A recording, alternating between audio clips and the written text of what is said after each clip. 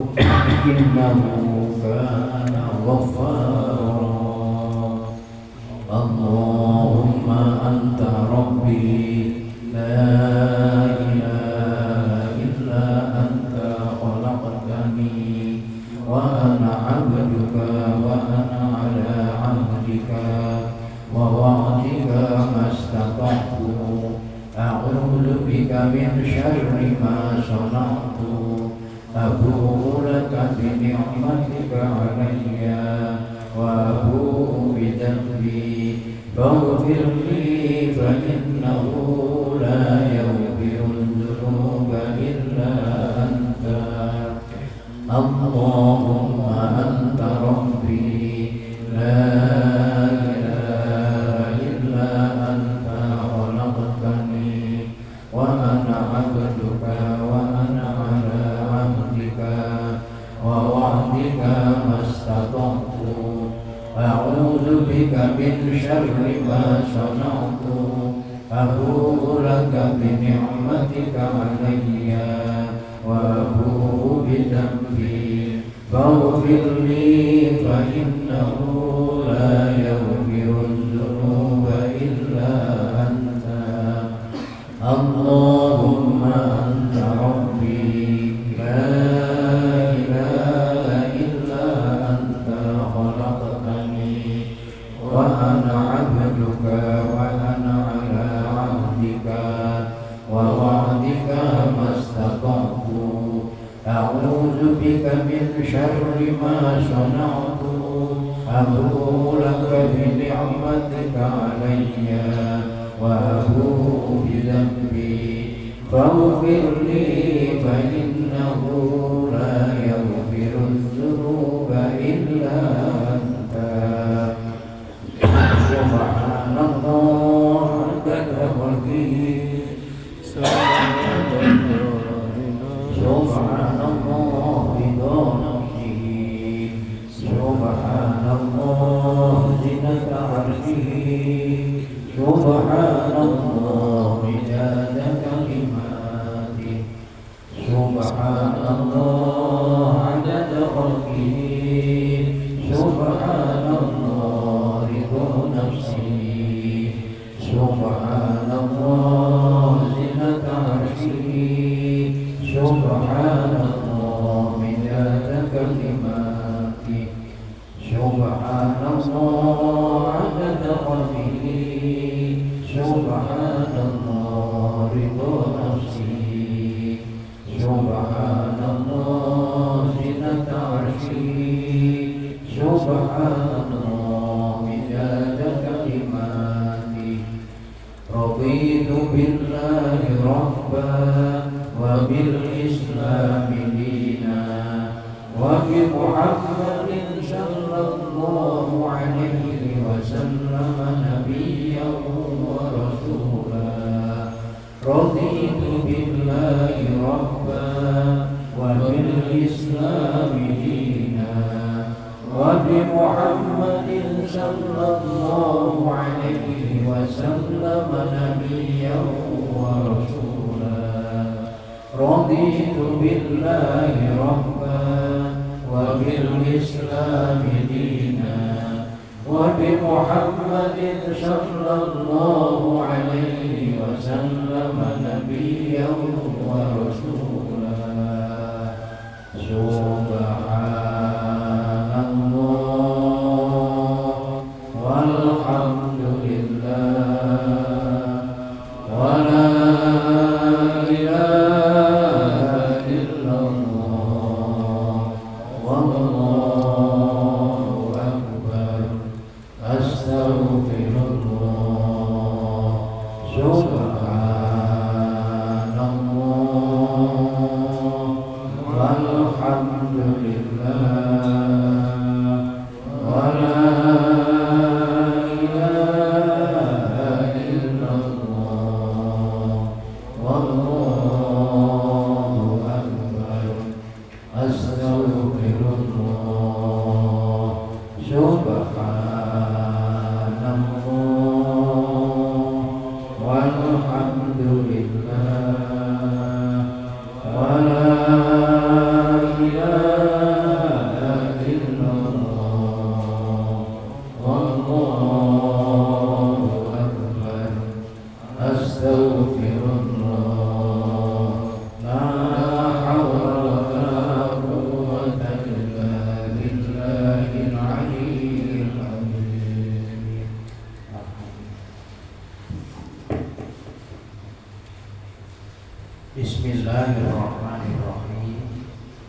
Assalamualaikum warahmatullahi wabarakatuh. Waalaikumsalam warahmatullahi wabarakatuh. Alhamdulillah.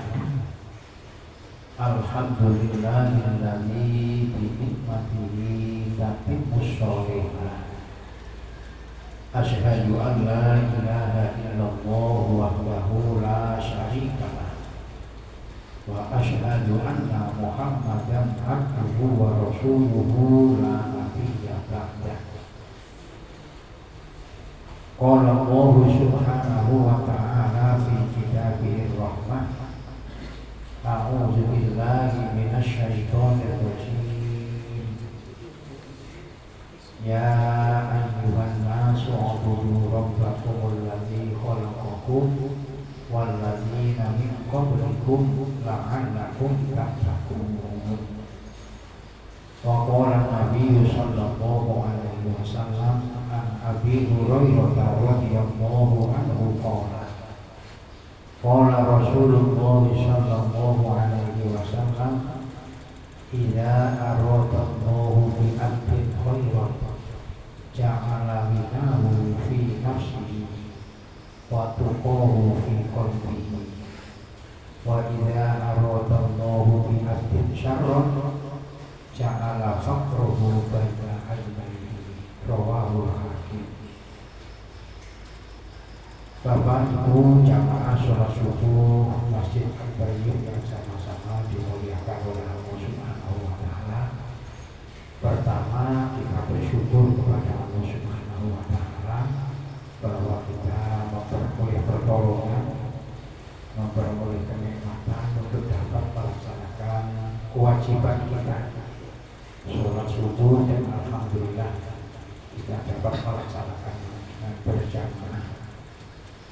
Mudah-mudahan di samping kita melakukan sholat subuh merupakan kewajiban kita bisa untuk dapat melaksanakan sholat sunat, ibadah sunat. Mudah-mudahan ibadah sunat yang kita kerjakan menjadi sebabnya sempurnanya amal-amal ibadah wajib yang pernah kita tinggalkan. Mudah-mudahan semua amal ibadah kita diridhoi, diberkahi oleh Allah Subhanahu wa Ta'ala, dan menjadi sebabnya kita semuanya memperoleh pengampunan atas dosa-dosa kita di sisi Allah Subhanahu wa Ta'ala. Amin. Allahumma amin. Shalawat serta salam mari kita aturkan kemampuan baginda Rasulullah Muhammad sallallahu alaihi wasallam. Semoga kita semuanya mendapatkan syafaatnya, yang oleh karena itu mari kesempatan yang masih diberikan oleh Allah ini kita gunakan untuk membuktikan apa yang telah diperintahkan oleh Allah dan apa yang telah disampaikan diperintahkan oleh Rasulullah dalam kehidupan kita. Semuanya tadi dilandasi semata-mata karena ingin menggapai ridhonya Allah Subhanahu wa Ta'ala. Kita sudah mengenal ciri di antara hamba Allah yang soleh. Sebelum saya memasuki hadis yang tadi telah saya baca, saya mengingatkan kembali bahwa ciri di antara hamba yang soleh itu ada 3. Yang pertama, senantiasa terpatri dalam hatinya, dalam jiwanya bahwa tidak ada yang berhak dituhankan selain Allah. Jadi ditanam tauhidnya, tidak boleh dan tidak, jangan sampai terlepas dari keyakinan. Ujar bahasa kita ya, sampai mati itu seperti orang yang memikir sampai titik darah. Yang berharap nanti apabila ajal datang itu kita semuanya diberikan pertolongan untuk dapat mengakhiri kalimat kita. Kalimat yang terakhir adalah kalimat tauhid, la ilaha illallah. Rasulullah bersabda, siapa yang akhir hayatnya mengucapkan kalimat la ilaha illallah, jaminannya adalah surga. Yang nomor 2 cirinya adalah ridho, ikhlas menerima perintahnya Allah. Sehingga di dalam dirinya melaksanakan perintah Allah tidak merasa dirinya dipaksa atau terpaksa, tapi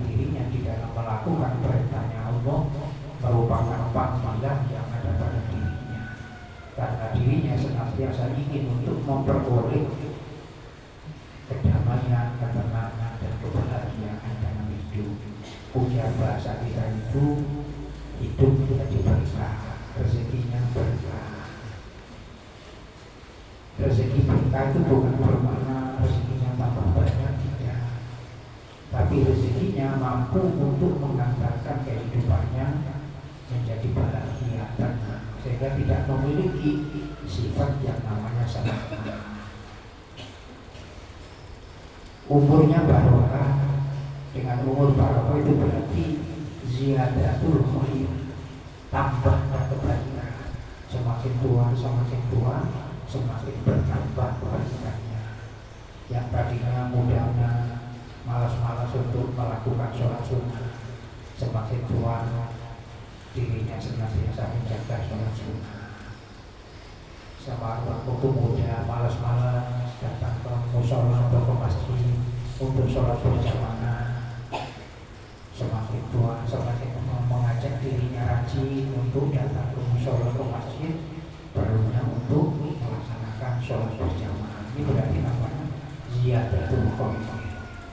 Kalau dulu masih muda sibuk dengan urusan dunia, seolah-olah dunia segala-galanya, diberi kesempatan orang memasuki sampai tua, lalu diajak dia untuk memperbanyak memahami agamanya Allah dalam rangka untuk menuntut kehidupannya, menjaga dan meluruskan kehidupannya, karena dirinya sadar bahwa dirinya akan kembali kepada Allah Subhanahu wa Ta'ala.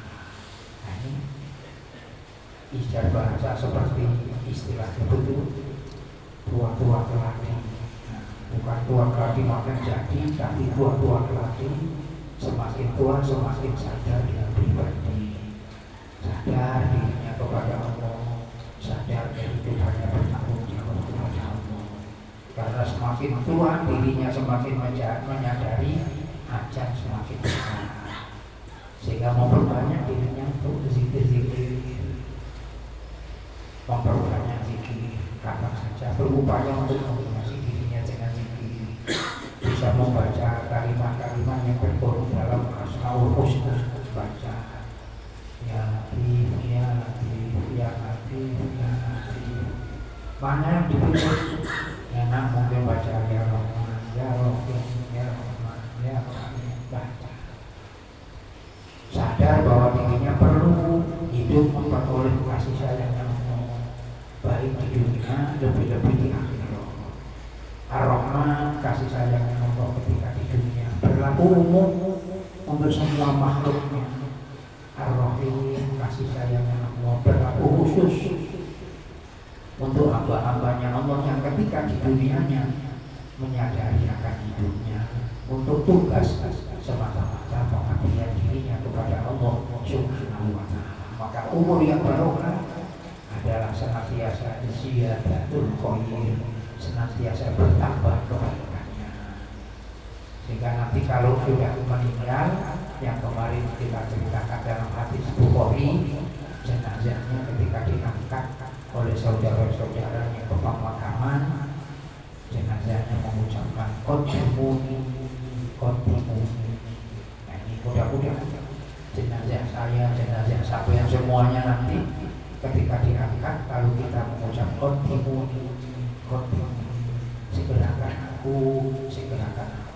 Nauzubillah, jangan sampai nanti kita mengucapkan ketika diangkat ya wailah aina tadhabun, alangkah celakanya kalian bawa kemana aku. Nah, kita berharap kepada Allah dengan pertolongannya, sehingga kita sering berdoa, kita dalam keadaan husnul khotimah. Maka untuk mendapatkan bahwa diri kita nanti memperoleh kehidupan husnul khotimah, sebelum hajat kita datang, mari kita manfaatkan sebaik-baiknya. Mudah-mudahan kita memanfaatkan waktu itu sembari menunggu datangnya waktu sholat isra, kita iktikaf dan kita thalabul ilmi. Mudah-mudahan kita semuanya mendapatkan ridho dan berkah dari Allah Subhanahu wa Ta'ala. Amin. Allahumma. Yang ketiga, dirinya diingat-ingat bahwa di dalam diri kita melakukan perintahnya Allah, ingin meraih ridhonya Allah. Ini ditanam terus, diingat-ingatkan karena memang kita memiliki sifat salah, sifat lupa. Kadang-kadang kita bekerja berbuat ini ingin mendapatkan pujian, ingin mendapatkan sanjungan. Kalau jadi dai, kebetulan jamaahnya banyak, lalu merasa dirinya bangga, ini juga merusak daripada Allah. Kalau tidak aku yang datang, tidak ada jamaahnya. Tapi kalau aku yang datang, banyak jamaahnya. Sombong pada dirinya sendiri, bahasanya ujung, itu merusak. Berarti di dalam melakukan ibadah tidak dilandasi ikhlas karena Allah. Sementara Allah mengingatkan kepada kita, wa ma umiru illa liya'budullaha mukhlishina lahu-d-din. Kita diperintah oleh Allah untuk beribadah itu tidak lain di dalam melakukan ibadah itu semata-mata ikhlas, menjalankan perintahnya Allah Subhanahu wa Ta'ala. Dan mudah-mudahan dengan niat yang lurus yang kita jaga dalam amal kita, mudah-mudahan sekecil apapun amal ibadah yang kita lakukan, mudah-mudahan kita semuanya mendapatkan keberkahan dari Allah Subhanahu wa Ta'ala. Jamaah sekalian yang dimuliakan oleh Allah Subhanahu wa Ta'ala, oleh karenanya dari mukadimah yang saya sampaikan tadi, saya kembali ingin mengajak kepada jamaah untuk merenungi, memperhatikan sebuah hadis Nabi yang diriwayatkan oleh Imam Hakim yang bersumber dari sahabat Abu Hurairah. Idza aradallahu bi 'abdin khairan ja'ala binahu fi nafsihi wa tuqahu fi qalbihi wa idza aradallahu bi 'abdin syarran ja'ala faqrahu baina ainihi. Ini sudah saya katakan, sudah berapa kali saya ingin untuk mengajak diri kita kembali dalam rangka mengkosongkan diri kita, lalu kita menelaah apakah kita tergolong orang yang memperoleh kebaikan dari Allah. Sebab kata Nabi, apabila Allah menghendaki atas hambanya kebaikan, maka kata Nabi, ja'ala ghinahu fi nafsihi. Allah menjadikan kehidupan kita itu menjadi kehidupan yang kaya, tenang. Kaya bukan kaya harta, tapi dirinya merasa cukup, merasa ikhlas, merasa ridho dengan segala yang datang dari Allah. Jadi dirinya tidak memiliki sifat yang mazmumah yang tadi saya sebutkan, seperti serakah dan lain sebagainya. Tapi yang pertama, sifat qanaah, ridhonya terhadap apa yang datang dari Allah. Semuanya dilandasi dengan 3 hal. Yang pertama, dilakukannya dengan ikhtiar. Ini yang pertama. Karena ini kewajiban kita, ikhtiar. Memang betul yang menentukan siapa yang Allah masukkan ke dalam surga, siapa yang dimasukkan ke dalam neraka, itu urusan Allah, haknya Allah. Tapi Allah lewat kalimat-kalimatnya, lewat ayat-ayatnya memberitahu bahwa siapa yang melakukan amal-amal yang soleh dilandasi dengan keimanannya, maka Allah siapkan surga Firdaus. Berarti kita bersyariat untuk melaksanakan ikhtiar, yakni melakukan amal. Tapi tidak boleh untuk membanggakan amal kita. Maka Rasulullah mengingatkan yang sudah sering kita dengar, sekiranya sampai yang telah dimasukkan oleh Allah ke dalam surga, itu bukan karena amal perbuatan sampeyan, tetapi dikarenakan rahmatnya Allah Subhanahu wa Ta'ala. Nah, untuk menggapai mendapatkan kita berikhtiar sebagai seorang mukmin melakukan amal, maka kita harus perhatikan sikap kita terhadap perintahnya Allah. Nah itu yang harus diawasi. Dan di dalam melakukan perintahnya tadi semata-mata hanya tertuju kepadanya, bukan karena surga, bukan takut karena neraka. Neraka dan surga dijadikan oleh Allah sebagai makhluk yang abadi, itu urusan Allah. Tapi yang jelas semua makhluk bakal hancur. Tapi Allah mengatakan di dalam neraka, di dalam neraka, kalau orang mukmin dirinya kelak dalam surga kekal selamanya. Berarti surga didapatkan oleh Allah Subhanahu wa Ta'ala. Begitu juga orang yang musyrik dikekalkan oleh Allah di dalam neraka. Berarti neraka kekal adanya. Pertanyaannya, kalau surga dan neraka kekal, sementara Allah juga kekal, apa bedanya kekalnya surga, kekalnya neraka, dan kekalnya Allah Sang Pencipta?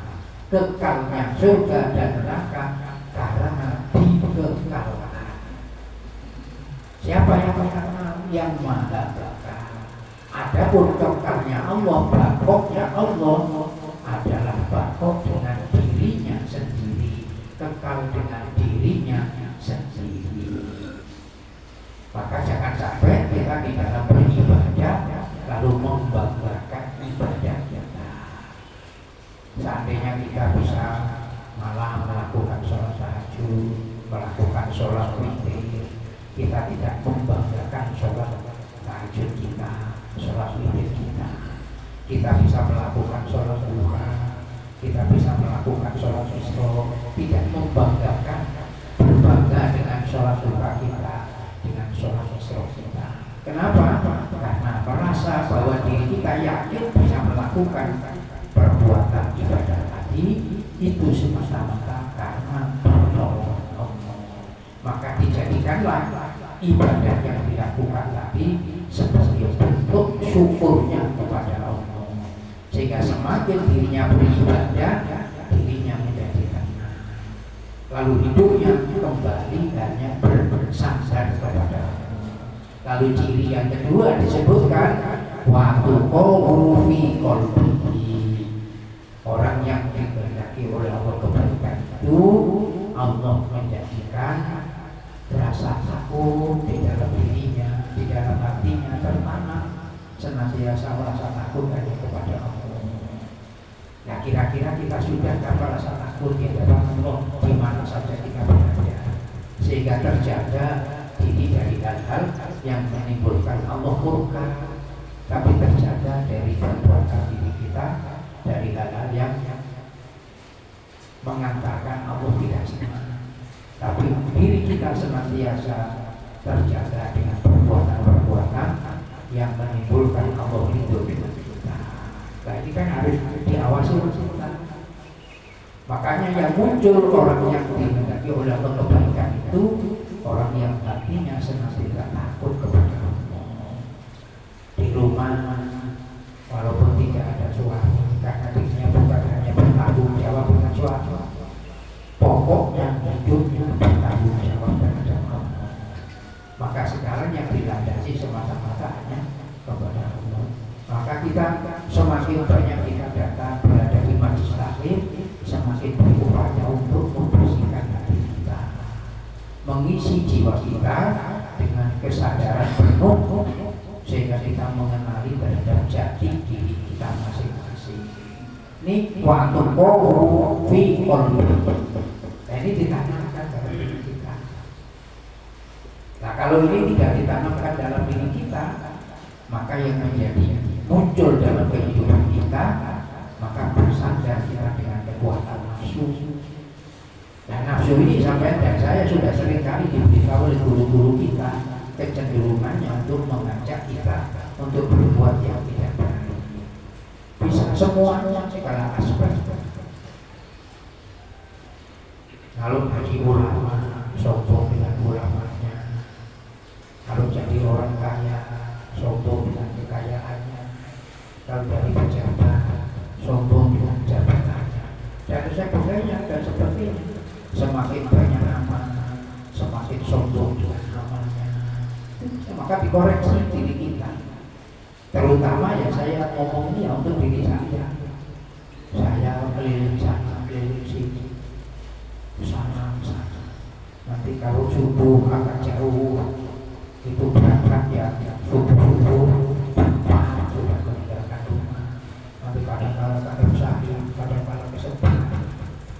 Tidak ada maknanya dalam kehidupan saya, dalam sisi ibadah. Kalau di hati saya tidak muncul rasa takutnya kepada Allah, tapi membanggakan diri atas dirinya di hadapan makhluk. Ini kan perlu pembersihan hati ini, perlu dibersihkan. Sehingga Nabi mengingatkan kepada kita supaya kita selalu mengisi hati kita dengan berzikir kepada Allah Subhanahu wa Ta'ala. Ingat senantiasa kepada Allah Subhanahu wa Ta'ala.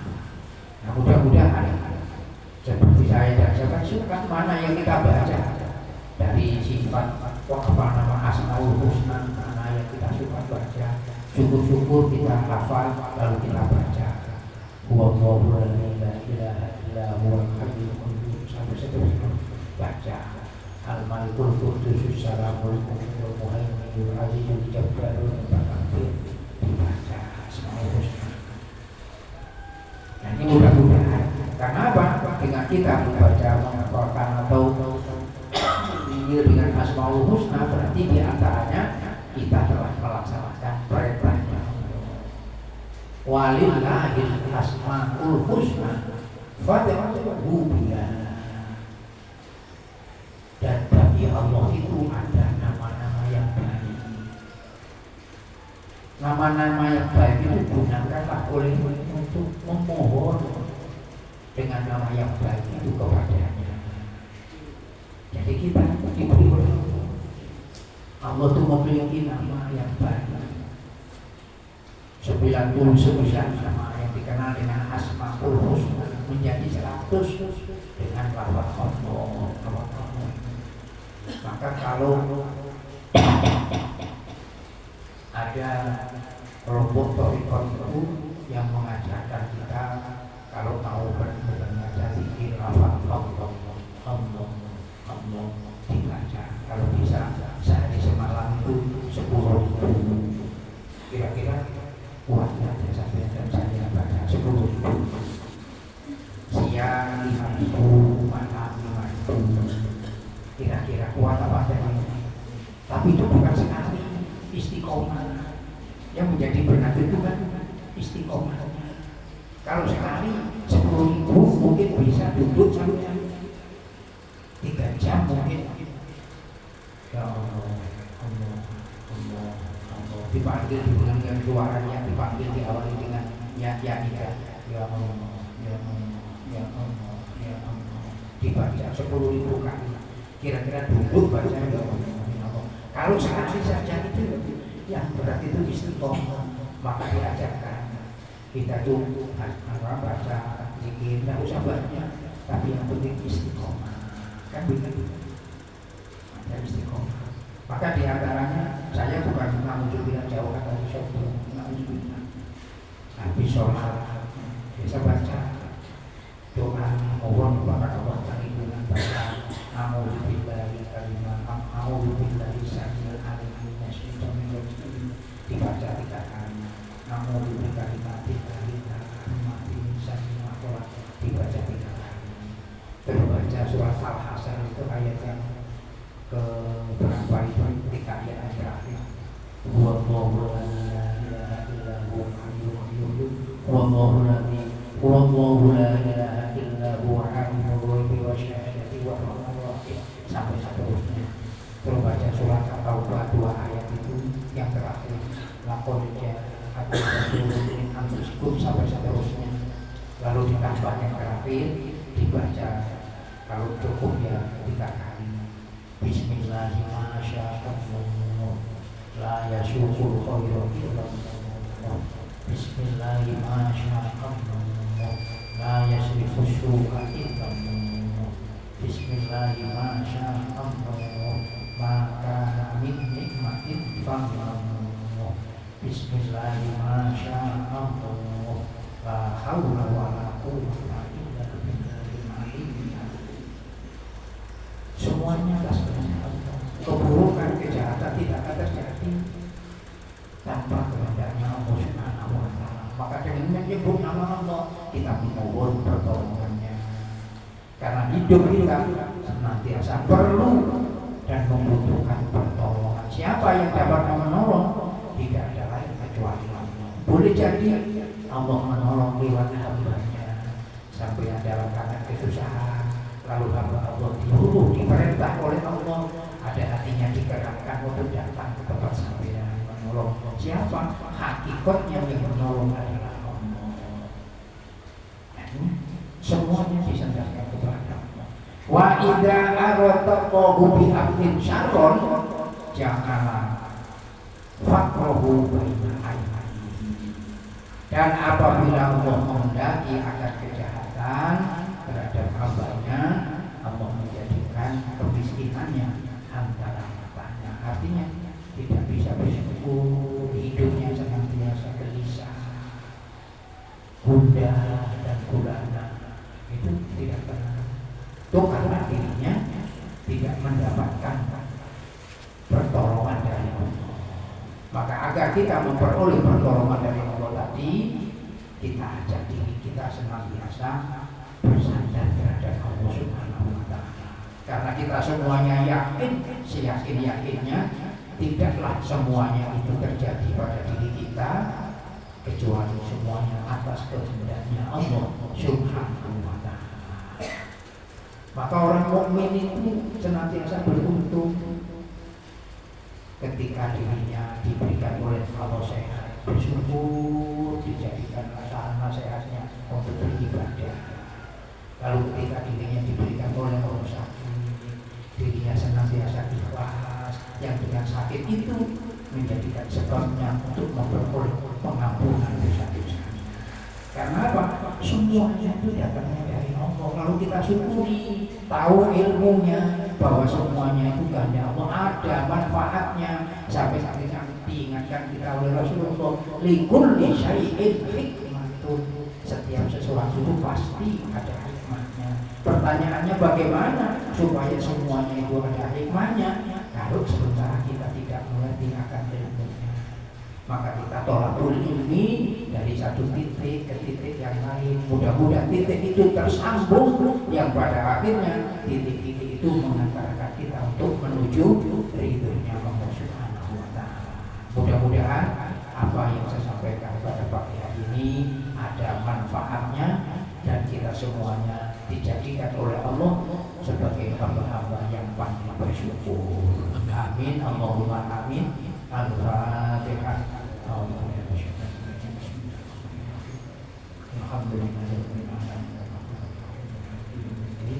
Iyyaka na'budu wa iyyaka nasta'in.